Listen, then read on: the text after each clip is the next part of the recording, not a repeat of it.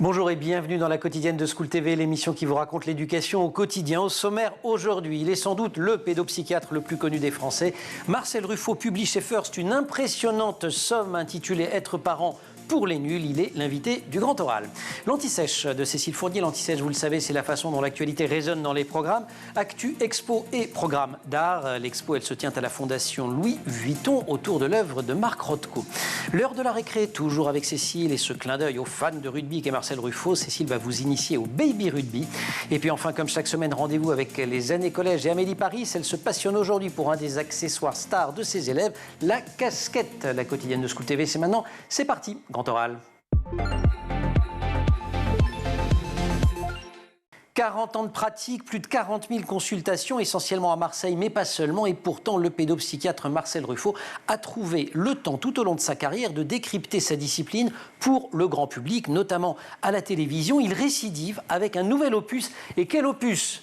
Près de 500 pages, Être parent pour les nuls, qui vient de sortir aux éditions First. Marcel Ruffo, bonjour. Bonjour. On est ravis de vous accueillir. J'ai dit pédopsychiatre, un peu comme une évidence, parce que tout le monde dit le pédopsychiatre Marcel Ruffo, mais j'ai découvert en vous lisant que vous aviez passé votre vie à vous demander, au fond, c'est quoi un pédopsie ? Est-ce que je suis vraiment un pédopsie ? Alors oui, je me demande toujours d'ailleurs si je suis un pédopsie. Ouais. Parce que je découvre toujours de nouvelles attitudes, de nouveaux comportements, de nouvelles façons de réagir. Ça change sans arrêt la pédopsychiatrie et ça a beaucoup changé depuis 40 ans. Alors justement, au fil de votre carrière, toutes ces choses qui ont changé dans votre discipline, à l'époque où vous débutez, vous le rappelez, on va parler du bébé pour commencer, c'est un tube digestif. Ouais. Et maintenant, depuis Dolto, c'est une personne. Et depuis Brazelton, le Christophe Colomb du bébé, il est interactif, il communique. Il parle, il reconnaît le son de la voix de sa mère, les odeurs, etc., le goût du lait. Donc il est génial. Il est génial et il participe. Ce qui n'était pas le cas il y a un demi-siècle. Non, il y a une demi-siècle, on disait on va voir avec ce truc, on le nourrit, etc. Et puis les pères, les nouveaux pères aussi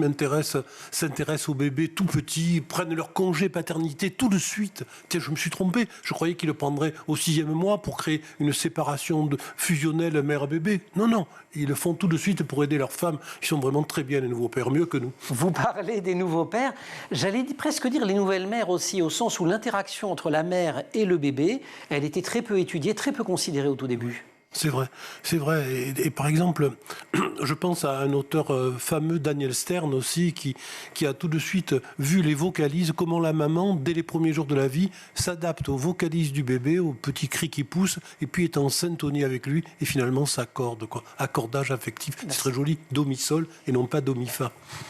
La syntonie, ça veut dire quoi la syntonie ? C'est une forme d'harmonie ? Une sorte d'harmonie, une syntonie, une fusion pour aller plus loin, une fusion pour défusionner plus tard. Les fameux 1000 premiers jours, les 3 premières années de la vie de l'enfance, ça, dans votre œuvre, dans votre travail, c'est vraiment une des choses qui a été complètement révolutionnée. L'importance de ces 1000 premiers jours. Maintenant, la question qui se pose, en dehors de ce moment fondamental, évidemment, de ce socle de l'apparition des connaissances, etc., c'est sans doute une période qui m'intéresse beaucoup, c'est le collège. La deuxième chance, l'entrée en 6e, l'entrée en 6e, 5e, qu'il ne faut pas rater. Et donc, je pense que là, il y a encore une étude à mener et des progrès à faire là-dessus, très très importants. D'ailleurs, on le voit par exemple avec les phobies scolaires. Les refus scolaires anxieux, qui sont une véritable épidémie. Savez-vous que ça représente... Épidémie, vous confirmez que ça augmente ? 7% des consultations de pédopsychiatrie consistent en ça. Et écoutez bien, 40% au Japon. Et au Japon, où ils vont jusqu'à s'enfermer dans leur chambre, ça porte un nom d'ailleurs, cette maladie. Le côté de s'enfermement, de ne plus sortir, de rester complètement isolé. Et donc, Madame Gage a fait une association pour essayer de communiquer avec eux par Internet, donc par visio, pour essayer de les sortir du trou, quoi. Et comment vous analysez-vous justement cette épidémie ? J'ai envie de dire que les progrès des parents fait qu'on ne peut plus se séparer d'eux, et qu'on reste chez soi. Les parents ont fait tellement de progrès que la démocratie familiale est tellement en avance que maintenant, pourquoi aller dans le danger de l'extérieur alors qu'on est en sécurité en famille, quoi. Vous avez fait de trop bons parents. Oui, on a fait des parents trop compétents. Il vaut mieux des parents à 12 sur 20, finalement, ça laisse plus de chance. Ça déculpabilise pas mal non plus. Beaucoup de choses ont changé aussi, justement, dans la façon d'être parent. Il y a plus d'informations aux parents, mais ça veut dire aussi plus de pression. Oui. Moi, j'aimerais être sûr que je suis à 12 sur 20, par exemple. Ouais, même si on est à 10, on peut encore jouer. Le fait est, c'est que, par exemple, l'école a pris une importance essentielle, quoi. Et l'école avec, en même temps, un doute sur les enseignants, les pauvres. C'est-à-dire qu'en même temps, l'école est essentielle et en même temps, ils doivent tout faire, quoi. Ouais. Les structures de soins, est-ce qu'elles ont suivi? Dans quel état elles sont aujourd'hui par rapport à il y a 40 ans? On a des collègues à vous qui sont venus ici, sur ce plateau, dire que c'était quand même assez catastrophique. Est-ce que vous partagez ce constat? Non, je ne partage pas leur avis. Je pense qu'avant, il n'y avait rien. Regardez, si on reprend l'histoire de la jeune pédopsychiatrie, c'est une discipline jeune. C'est Georges Hier, en 1938, à la Salpêtrière à Paris, hein, avec une équipe de fer, quoi, un pack de fer. On va parler rugby, vous en faites pas.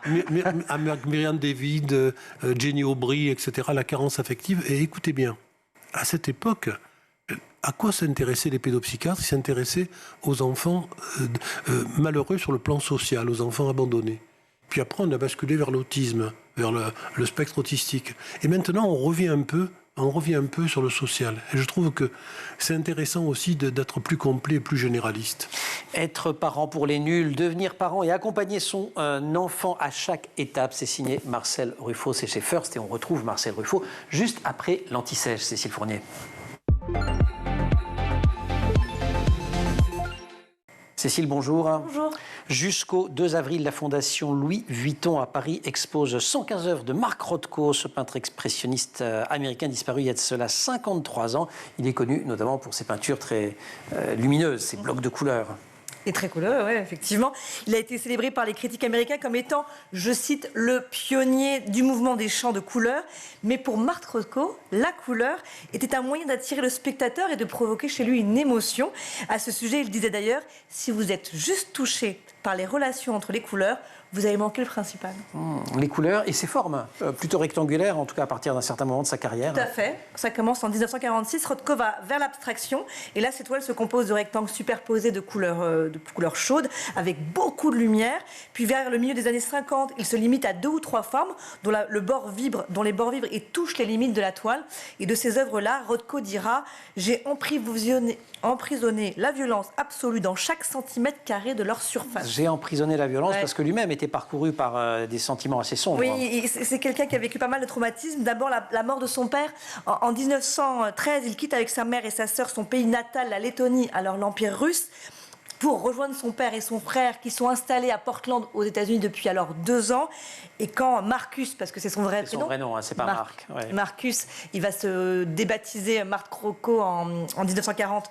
Et quand il a la nationalité américaine. Et quand Marcus donc arrive sur le territoire américain, son père décède. Premier traumatisme, l'exil en est un deuxième, et puis il y en a d'autres. Le deuxième, ça date de l'époque où, faute de bourse, il doit quitter au bout d'1 an la prestigieuse université de Yale, où il avait pourtant été admis. En 1923, à l'âge donc de 20 ans, il décide d'abandonner pour de bon ses études, part vivre à New York. Là, il commence à dessiner des scènes de rue, de métro, etc. C'est alors très figuratif et bien loin des rectangles colorés dont on a parlé à l'instant. Mais comme il n'arrive pas à reproduire les émotions de ses modèles, c'est ce qu'il dit, il se décide à peindre des dieux et des monstres largement inspirés de ses lectures de Nietzsche notamment. Et ensuite, pendant 1 an, il pose ses pinceaux et là, il va écrire ce qui va être son manifeste, qui est la réalité de l'artiste, ça s'appelle. Vous nous avez parlé récemment de Van Gogh. La grande différence entre Van Gogh et Rothko, c'est que Rothko, il est hyper reconnu de son vivant. De son vivant, mais même cette reconnaissance ne suffira pas à faire taire en lui la dépression qui le ronge. En 1970, à New York, il se donne la mort en ingurgitant des barbituriques et en s'ouvrant les veines. À l'époque, il était malade, alcoolique et affaibli par un anévrisme de l'aorte. Et pourtant, même après sa mort, le succès continue. Il va même grandissant. Il a une toile orange, red, yellow, qui est vendue en 2012 à 87 millions de dollars. Quand même, oui. Et il a d'autres particuliers comme orienter l'expérience du spectateur. Donc, il ne veut pas donner de nom à ses toiles, donc il leur donne des chiffres ou des noms de couleurs. Il ne les encadre pas non plus, car il ne veut pas donner de limites. Il s'intéresse aussi à la scénographie. Il voulait un éclairage tamisé et des murs gris pour la présentation de ses tableaux, pour que la lumière se dégage collage plus encore de ses toiles. Et c'est un vœu respecté par les conservateurs de la Fondation Louis Vuitton. Merci beaucoup. Direction donc la Fondation Louis Vuitton à Paris. C'est juste à côté du jardin d'acclimatation. On peut même faire d'une pierre deux coups avec les enfants. C'est jusqu'au... je ne sais pas, vous vous marrez. Non, c'est très bien. En tant que père 9 sur 20, j'essaie de trouver des trucs, quoi. Merci beaucoup, Cécile. On se retrouve pour la récré ? Oui, tout à fait. Marcel Ruffo, être parent pour les nuls. On n'épuisera pas la carrière de Marcel Ruffo dans le temps de cette émission, pas plus que le robuste pour les nuls qu'il vient de publier. On va s'arrêter sur un moment incandescent dont vous avez déjà parlé. Enfin, vous avez parlé de l'orée de ce moment en parlant du collège, c'est l'adolescence. Et dans votre œuvre, il y a la Maison de Solène, c'est là aussi à Paris, du côté de d'Enfer-Rochereau, et qui suit une première initiative que vous aviez conduite à Marseille qui s'appelait l'Espace Arthur. Est-ce que ça a un sens de vous demander comment vont les ados d'aujourd'hui, ou est-ce que chacun est différent ?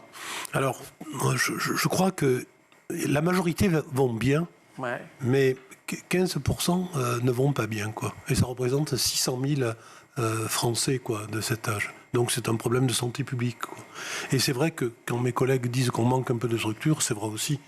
Pour accueillir 600 000 personnes, vous voyez, les délais de consultation en pédopsychiatrie... Ils sont considérables. Oui, ils sont fous. Ouais. Et donc, je crois que là, il faut s'aider par les psychologues qui maintenant peuvent faire presque le même travail, s'aider par la visio, par la consultation en visio, s'aider par des groupes plutôt que des prises en charge individuelles, faire attention que les centres médico-psychologiques, les CMP, l'axe du dispositif pédopsychiatrique français, respectent 10 à 15% de cas pour les urgences. Par exemple, j'ai un risque suicidaire chez un ado. Mais oui, on ne va pas donner rendez-vous pour dans 6 mois. Non, c'est fou. Mais oui. Si j'ai un problème cardiaque, il y a intérêt que mon cardiologue me voit tout de suite. Bien sûr. Donc, voilà, donc ça, c'est des modifications à faire. D'autant que l'adolescence a aussi une particularité très particulière. Parfois, les adolescents normaux ont plus peur de la vie que de la mort. Et donc, vous imaginez... Qu'est-ce que vous voulez dire par là ? Je veux dire que la vie avec le doute du futur les intéresse pas trop. Le passé, ils oublient. Ils sont plus petits. C'est plus des petits garçons, des petites filles. Et donc, ils sont dans le hic et nunc, le ici et maintenant, dans la présentification de la vie. Et donc, risquer de ne pas être en même temps populaire, en même temps unique et semblable aux autres. Je ne sais pas si vous vous rendez compte la complexité. C'est un sacré poids. Moment. Et donc, c'est un sacré poids. Et parfois, certains, dans les conduites à risque, qui sont la première cause de mortalité à l'adolescence, prennent des risques exagérés et finissent leur vie comme ça. Notamment sous la pression, et ça n'existait pas quand vous avez commencé, des réseaux sociaux. Alors les réseaux sociaux, c'est aussi un excellent moyen de prévention. C'est aussi quelque chose qu'on doit à tout prix utiliser pour, par exemple, intervenir rapidement. Si un adolescent va mal et que sur la toile il poste « je vais mal », il faudrait qu'immédiatement il puisse avoir un professionnel qui lui parle et qui lui réponde, quoi. Et parfois il s'adresse à ses amis et les amis peuvent relayer en avertissant les parents, en trahissant le secret de la confidentialité amicale pour aider ses gosses, quoi. Ce que vous dites que c'est finalement le message que je dépose sur les réseaux sociaux pour dire que je vais pas bien, c'est un peu comme si je laisse comme quand on laisse le journal intime ouvert dans un coin de la pièce pour que je sois... aidez-moi. C'est ça, help. Aidez-moi, et là c'est immédiat, quoi. Il y a des pathologies réellement nouvelles où tout n'est que variation sur les mêmes thèmes depuis que vous travaillez, notamment pour les ados. Ah non, il y a des grandes variations. Ouais. Il y a une variation incroyable, c'est la dysphorie de genre, le transgenre. Qui n'existait pas, quasiment pas. Qui n'existait pratiquement pas, ouais. et qui va avec la notion de bisexualité. Tiens, Freud, par exemple, s'est trompé.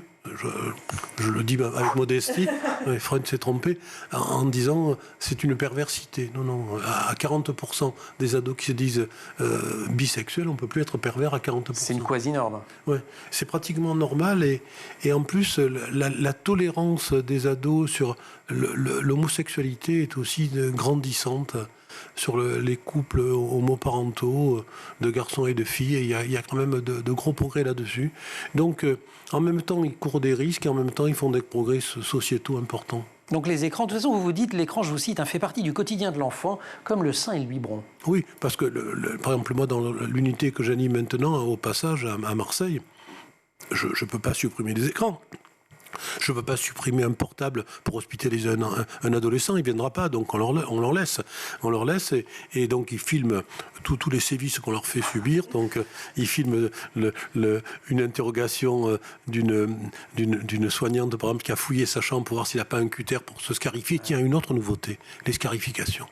Comme si être propriétaire de sa douleur, c'était aussi une sorte de micro-suicide. J'ai mal dedans, au moins ma douleur est réelle et j'ai mal dans mon bras, quoi.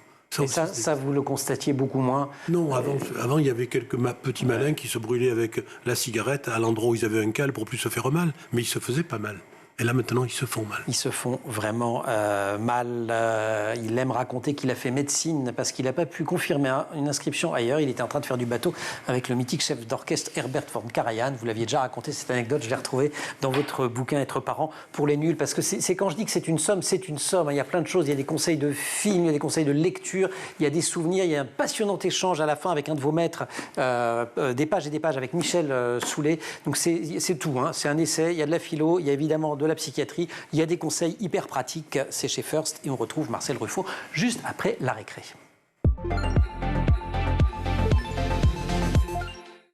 Fayotte. Pourquoi? Fayotte. Vous allez donc, Cécile, nous parler d'un sport qui est le rugby en présence de Marcel Ruffo. Oui. Fayotte.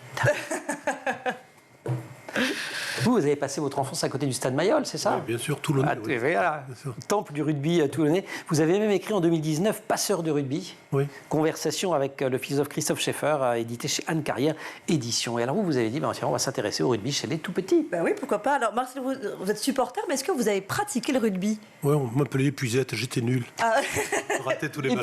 Épuisette. Alors, vous avez quel âge? Vous vous souvenez quand vous avez commencé à faire du rugby? Ah oui, non, j'ai commencé tôt, mais surtout, je suis allé au rugby avec mon père qui est d'origine modeste, passionné pour ce sport compliqué. Et donc depuis, je n'ai plus arrêté. Et je chronique d'ailleurs, tiens, lundi prochain, j'ai une chronique sur Midi Olympique. Dans le middle. C'est votre... Alors bon, on peut faire du rugby, on peut commencer même très jeune, on peut commencer dès l'âge de 3 ans, c'est ce que vous disiez, c'est le baby rugby, c'est une catégorie conçue pour les 3-6 ans qui a été créée en 2020, donc c'est assez récent.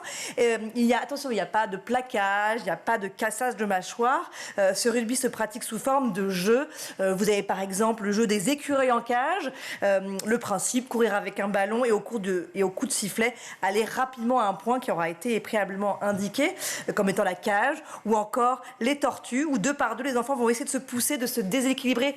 On sent un petit peu quand même. Mêlée. Oui, c'est le début de la mêlée. Alors les séances sont courtes, elles durent entre 45 et 1 heure. 45 minutes. Oui, 45 minutes, oui. Oui, parce que 45 heures, c'est très très long. Ouais. Et sont obligatoirement conduites par des éducateurs titulaires d'un diplôme spécifique au baby rugby. Antoine Dupont, dont on dit qu'il est le meilleur joueur du monde, a commencé le rugby à l'âge de 4 ans. Lui, c'était au club de Castelnau-Magnoac dans les Hautes-Pyrénées. Si après 6 ans, on continue la pratique du rugby, ça change de forme. C'est plus le baby rugby, là. Non, là, on peut y aller. On se dirige peu à peu vers, j'allais dire, le vrai rugby. Au fur et à mesure, progressivement, on commence à intégrer les contacts. Ça commence vers 8-10 ans. Et à 12 ans, on commence à faire des contacts qu'on dit aménagés. Par exemple, on peut plaquer, mais uniquement à 2 bras et au niveau de la ceinture. Et chose importante, il me semble, le rugby est un sport mixte jusqu'à l'âge de 14 ans. Alors, vous alliez dire quelque chose? Oui, il y a 3 points essentiels dans le baby rugby. Il y a d'abord le fait que c'est un sport paritaire, c'est-à-dire que les filles, et c'est très intéressant, le rugby féminin qui ont battu les All Blacks et après ont perdu contre l'Australie, là, d'accord. Deuxièmement, c'est un sport de respect des règles de l'arbitre, et puis c'est un sport de passe. C'est-à-dire que tu passes en arrière le ballon pour un collègue, un contemporain, et donc vous vous rendez compte, offrir une passe pour qu'il soit plus brillant que vous. Donc c'est un sport d'altérité. Donc priant que ce ne soit pas Épuisette qui récupère la balle. Il a rap. Oui, c'est ce que vous disiez, il y a beaucoup de valeurs. On développe tout ça, hein, solidarité collective. Bah oui, c'est ce que vous avez dit beaucoup mieux que moi, je suis sûre. C'est un sport structurant parce que les règles peuvent paraître complexes, mais quand on les a, ça se structure. Et physiquement, il améliore la vitesse, la force et l'endurance. Mais c'est vrai que... Bon, et ça ne coûte pas effroyablement cher. Non. Vous savez ce qu'a dit Jean-Pierre Rive aussi, à propos du rugby, sur l'intérêt du... Jean-Pierre Rive, c'était casque d'or. C'était le mythique demi de mêlée de l'équipe de France dans les 80. Troisième ligne. Et donc, il a dit que quand on a joué au rugby, on peut aller dans le monde entier pour avoir des amis qui ont pratiqué ce sport. Voilà, sauf en Afrique du Sud quand même, parce qu'en ce moment, ils ne sont pas fait que des amis, les Sud-Africains. Ça coûte combien? Pas très cher, la licence entre 70 € pour le baby rugby par an jusqu'à 105 € sans oublier évidemment la tenue. Génial. Vous attrapez? Hop. Ah bah oui, je l'ai lancé en vrai. Allez, grand oral.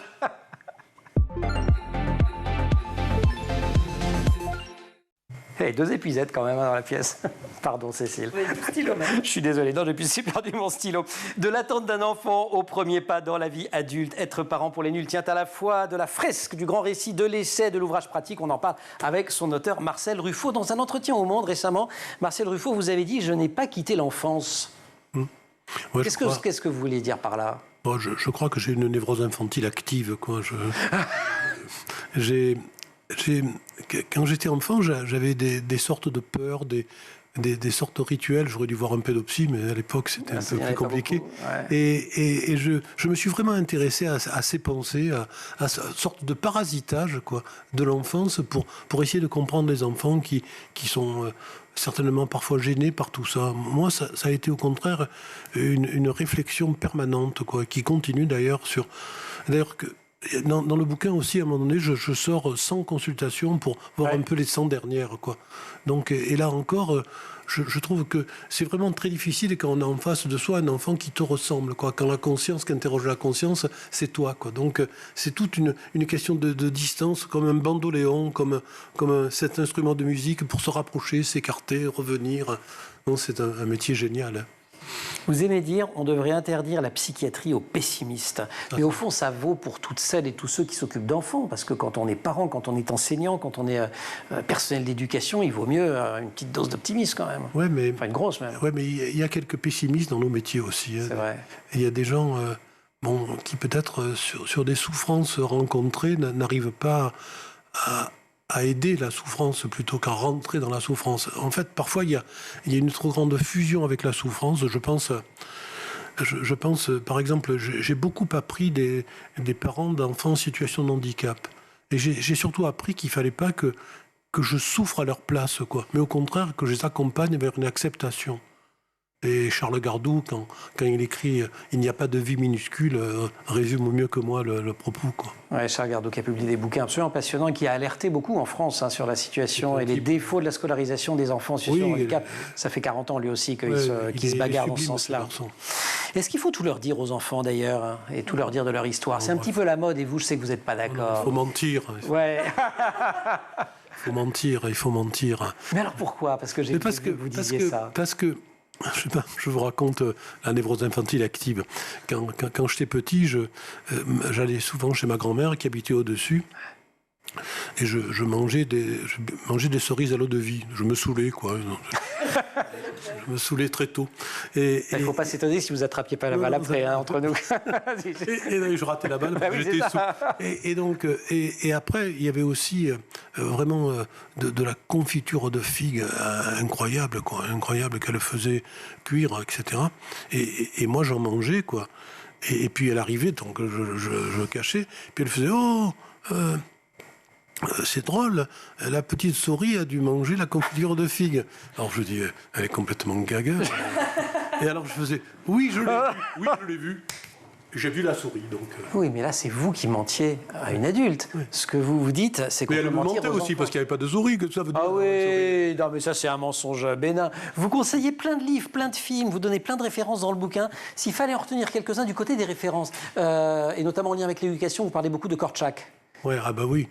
Janusz Korczak. C'est le type le plus grand des éducateurs d'enfants, puisque alors qu'il n'est pas juif, il part avec les juifs de son école en camp de mort pour ne pas laisser les enfants. Ouais. Il est dans le ghetto de Varsovie, on lui dit vous pouvez sortir si vous voulez. Ouais. Il dit je sors pas sans les enfants. Il dit vous allez partir avec eux. Il part avec eux. Il part avec eux. Ouais. C'est le plus beau, le plus beau geste d'éducateur d'enfants que de l'histoire, je crois. Et Korczak, qui, comme d'autres, disait aux enfants, ou disait du moins aux adultes, que le message des enfants, c'était « aide-moi à faire tout seul ». Enfin, il y avait tout un discours sur l'autonomie aussi. C'est quelque chose. Il y avait un truc sur la violence, on en parle beaucoup aussi. Quand de ces enfants, qui étaient des enfants difficiles, des enfants abandonnés, voulaient se battre, ils disent « je suis complètement d'accord pour que vous battiez, mais d'abord mettez dans la boîte aux lettres pourquoi vous vous battez ». Donc il y avait une boîte aux lettres, ils mettaient et ils ne se battaient pas. Ouais. Ce qui est un petit dispositif tout simple en apparence, mais qui permet de mettre à distance, de surseoir à sa violence. Le plus souvent, il ne se battait pas, absolument. Quand tu es violent, tu ne réfléchis plus. Réfléchis pourquoi tu es violent. Quand tu as réfléchi. Quelques établissements scolaires ont mis en œuvre cette boîte des conflits, mais pas beaucoup. Et c'est un mystère pour moi que plus ne le fasse pas, d'ailleurs. Ça devrait être généralisé, ça devrait être standardisé dans l'éducation nationale. Dans les psys, sur l'enfance, Winnicott. Ah oui, Winnicott, bien sûr. La mère suffisamment bonne, Coudenhove-Moser, l'objet transitionnel, le doudou. Le doudou. Le mec qui a découvert le doudou, Winnicott, quoi. Il y a les remerciements de tous les fabricants de peluches. Les lapins transitionnels, vive Winnicott, oui. Bon, boulot absolument remarquable et exceptionnel. Être parent pour les nuls, c'est pas pour les nuls, hein, en fait. Non. C'est joli. Qu'est-ce que vous avez l'énergie de faire ça? Vous faites 1 milliard de trucs. Pour les nuls, c'est bien parce que c'est une collection rigoureuse. C'est extraordinairement rigoureux, quoi. Moi, ils m'ont passé des bouquins pour que je m'inspire un peu de comment c'était fait. Par exemple, t'as les 10 propositions à la fin, les 10 films, les 10 musées. Donc c'est vraiment pas mal. Bon, et moi je confirme. Cécile, il faut qu'on reste donc des parents pas trop... Sinon les enfants n'iront pas à l'école, ils auront des phobies scolaires. J'ai bien retenu la leçon. Marcel Ruffo, merci beaucoup de nous avoir rendu visite dans La Quotidienne. Cécile, merci aussi, vous avez cédé votre place à Amélie Paris. Les années collège, on va parler d'un autre objet culte des adolescents, c'est la casquette.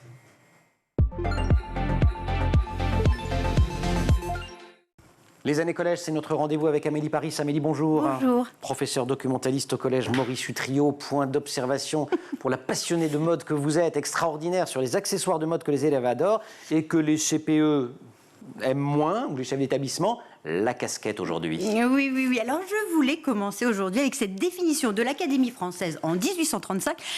Alors, la casquette, donc c'est une coiffure d'homme faite d'étoffe ou de peau qui a quelquefois un bord sur le devant. C'est donc un couvre-chef, mais différent du chapeau ou du béret. Et il en existe une grande variété. Alors aujourd'hui, je ne vais pas vous parler de la casquette portée par le plus célèbre détective Sherlock Holmes en tweed. Je ne vais pas vous parler de la casquette portée par les soldats pendant la guerre américano-mexicaine au milieu du 19e siècle, ni celle des marins, ni la Gavroche. Mais je vais vous parler de la casquette alors.